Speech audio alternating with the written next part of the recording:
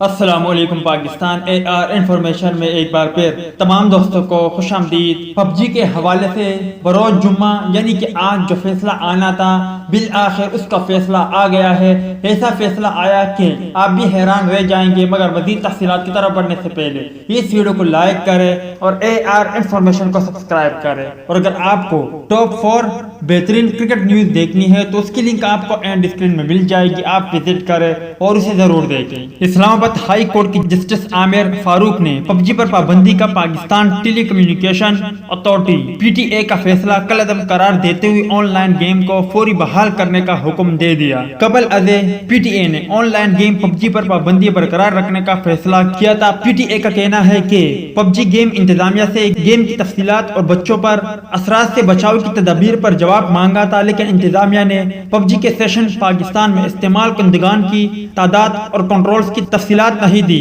یاد رہے کہ پی ٹی اے نے 1 جولائی کو پب جی گیم پر عارضی طور پر پابندی عائد کی تھی۔ اس پر پی ٹی اے نے وضاحت دی تھی کہ معاشرے کے مختلف طبقات کی جانب سے online game players unknown battleground PUBG کے خلاف متعدد شکایات کو مد نظر رکھتے ہوئے گیم پر عارضی طور پر پابندی عائد کرنے کا فیصلہ کیا گیا ہے۔